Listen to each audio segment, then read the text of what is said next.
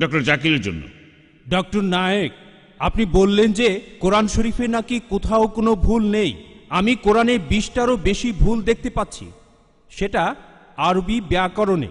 এখন তার কয়েকটা আমি আপনাকে বলছি।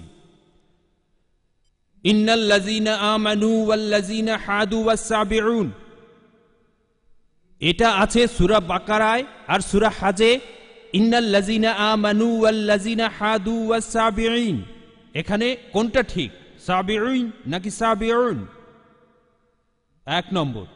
2 নম্বর হলো কোরআনে আছে, হ্যাঁ, কিন্তু এছাড়াও আরও আছে। সূরা তাহার 63 নম্বর আয়াতে ইন্না হাজানি লেসাহিরান, ভুল, ইন্না হাজাইনি লেসাহিরান, এটার কি ব্যাখ্যা দেবেন? এছাড়াও আমি আরো অনেক ভুলের কথা জানি। এক্সকিউজ মি, আমরা শুধু প্রথম প্রশ্নটা গ্রহণ করব, সময়ের অভাবে দ্বিতীয় প্রশ্নটা গ্রহণ করতে ঠিক পারছি আছে, না। ঠিক আছে। ভাই, আপনি খুব সুন্দর একটা প্রশ্ন করেছেন। আমি আরেকটু সহযোগিতা করতে চাই যে হ্যাঁ, আপনি সবগুলো ব্যাকরণগত ভুলের কথাই বলেন, আর আপনার হাতের বইটা লিখেছেন আব্দুল ফাদি। আব্দুল ফাদি, ঠিক? ইজ দ্য কোরআন ইনফেলেবল? আমিও দেখতে পাচ্ছি, হ্যাঁ, আলহামদুলিল্লাহ, আমি ভালোই দেখতে পাই।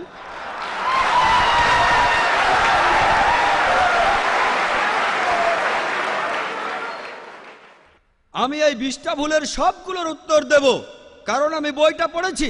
আমি সবগুলোর উত্তর দেবো ইনশাল্লাহ, ইনশাল্লাহ। 1 নম্বর পয়েন্ট ভাই, 1 নম্বর পয়েন্ট, এখানে 1 নম্বর পয়েন্ট হলো যে আরবির সব ব্যাকরণ এসেছে কোরআন থেকে। কোরআন হলো সর্বোচ্চ আরবি বই, যে বইটাতে সবচেয়ে উঁচু মানের সাহিত্য আছে। আরবি ভাষার সব ব্যাকরণ এসেছে কোরআন থেকেই। কোরআন হলো ব্যাকরণের মূল গ্রন্থ, আর কোরআন যেহেতু ব্যাকরণের মূল গ্রন্থ এবং সব ব্যাকরণে এসেছে কোরআন থেকে, কোরআনে কোনো ভুল থাকতে পারে না। 1 নম্বর পয়েন্ট। 2 নম্বর পয়েন্ট, 2 নম্বর পয়েন্ট, 2 নম্বর পয়েন্ট। ব্যাপারটা এরকম যে আপনি একটা রুলার নিলেন, আর সেই রুলারের গায়ে দাগ কাটা আছে, তারপর বললেন যে মাপটা ভুল হয়েছে। এটা বেশ অযৌক্তিক।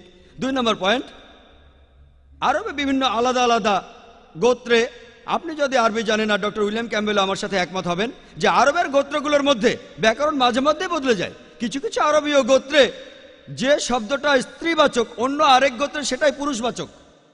একই শব্দ, তবে গোত্রভেদে ব্যাকরণ বদল হতে থাকে, এমনকি শব্দের লিঙ্গ বদলে যায়। তাহলে আপনি কি কোরআনকে সবগুলো ব্যাকরণ দিয়ে পরীক্ষা করবেন? না। আর এছাড়াও কোরআনের ভাষা এত উঁচু মানের, এতই উঁচু মানের, এর কাছাকাছি কোনো সাহিত্য নেই। আর কোরআনের বিরুদ্ধে অনেক বই আছে, ইন্টারনেটে গেলে দেখবেন 12টা ব্যাকরণের ভুল, 21টা ব্যাকরণের ভুল, আব্দুল ফাদি 20টা ব্যাকরণের ভুল। আপনাদের কি ধারণা খ্রিস্টানরা এই ভুলগুলো বের করেছে? কারাই ভুল বের করেছে? জানেন কারা করেছে? মুসলমানরাই। মুসলমান পণ্ডিতরা, যেমন জামকশারি, তারা এটা করেছেন। কোরআনের ব্যাকরণ এত উঁচু মানের যে কোরআনের ভাষা মাঝে মধ্যে প্রচলিত আরবির বিরুদ্ধে যায়। কোরআনের ব্যাকরণ এত উঁচু মানের, কোরআনের ব্যাকরণ এতই উঁচু মানের, এজন্য তারা উদাহরণ দিয়েছে। আমিও কয়েকটা উদাহরণ দেব, এতে আপনারা সবগুলো উত্তর পেয়ে যাবেন। তারা উদাহরণ দিয়েছে যে কোরআনে লেখা আছে লূত আলাইহিস সালামের গোত্রের লোকজন তারা সকল নবীকে ত্যাগ করেছে। বলা আছে সব নবীকে তারা বর্জন করেছে। ডক্টর উইলিয়াম ক্যাম্বেল বললেন যে নূহ নবীর গোত্রের লোকজন তারা নবীদের ত্যাগ করেছে। আমরা ইতিহাস থেকে জানি যে মাত্র একজন নবীকে তাদের কাছে পাঠানো হয়েছিল। তাহলে এখানেও ব্যাকরণের ভুল আছে। কোরআনে বলা উচিত ছিল একজন নবীর কথা, বহুবচন না। আর আমি একমত, আর আমার আপনার মতো লোকের কাছে মনে হবে এটা ব্যাকরণের ভুল। কিন্তু যদি আপনারা আরবদের লেখা বইগুলো পড়ে থাকেন, কোরআনের আসল সৌন্দর্য কি?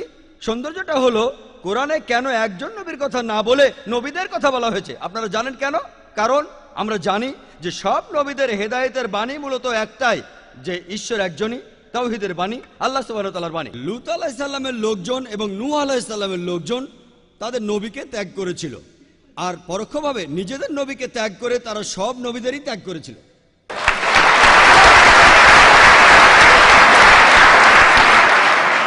সৌন্দর্যটা দেখেন, ভাষার অলংকার দেখেন, আলহামদুলিল্লাহ।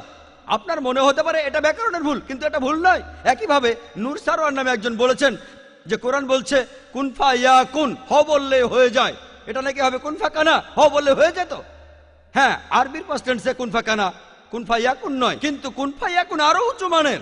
বলা আছে আল্লাহ তিনি ছিলেন, আছেন আর থাকবেন, অতীত, বর্তমান আর ভবিষ্যৎ। Thank you doctor Naik.